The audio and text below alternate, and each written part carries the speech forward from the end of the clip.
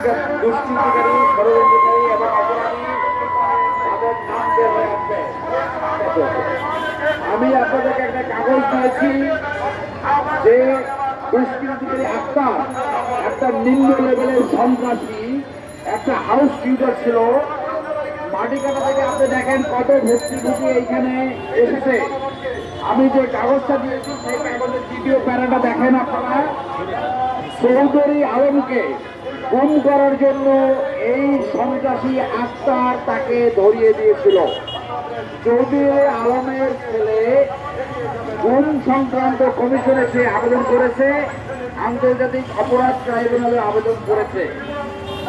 এই সন্ত্রাসী ক্যান্টনমেন্টের পাশে বসে কিভাবে সেনাবাহিনীর অবসরপ্রাপ্ত অফিসার, সৈনিক এবং সাধারণ মানুষকে নিপীড়িত করেছে, গুলি করেছে, হত্যা করেছে, তার নামে কমপক্ষে 10টা খুনের মামলা রয়েছে। আমরা দেখতে পাচ্ছি পুলিশের সেই স্বৈরাচারী শাসকের দোষর যারা, স্পেশালি ক্যান্টনমেন্ট এবং ভাসানটেক থানার ওসি, এরা কিভাবে যেন ম্যানেজ হয়ে যায়। গুলশান জোনের ডিসিকে আহ্বান জানাবো, অনেক সিনিয়র মন্ত্রী, স্বৈরাচারী সহযোগী যাদেরকে রিমান্ডে নেওয়া হয়েছে, এই স্বৈরাচারী এই নিম্ন লেভেলের সন্ত্রাসী তাকে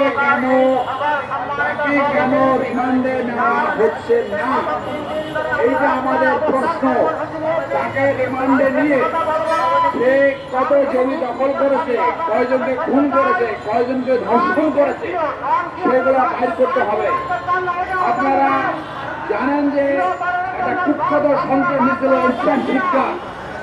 এই এরশাদ শিক্ষা এসেও খারাপ এই আক্তারকে এখন পর্যন্ত রিমান্ডে নেওয়া হয়নি এবং তার নামে হাজির জেলে মামলা রয়েছে, যাত্রাবাড়িতে মামলা রয়েছে, ক্যান্টনমেন্ট থানায় মামলা রয়েছে, মিরপুর থানায় মামলা রয়েছে।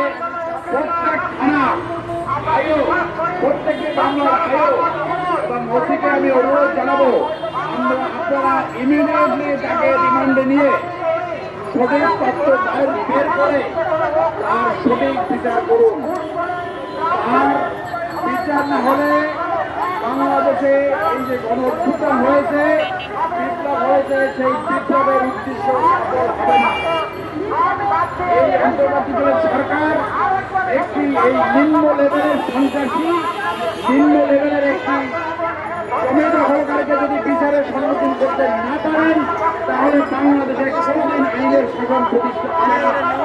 এখানে যারা দাঁড়িয়েছে তারা সবাই ভুক্তভোগী, আরো অনেকে আসতে পারেনি। আপনাদের মাধ্যমে সংশ্লিষ্ট সকলকে ক্যান্টনমেন্ট থানার ওসি, ভাসানটেক থানার ওসি সহ যে ধারায় মামলা রয়েছে তাকে ইমিডিয়েটলি রিমান্ডে এনে সঠিক তথ্য বের করে সঠিকভাবে তদন্ত করে চার্জশিট দাখিল করবেন এবং তার সঠিক বিচার হবে।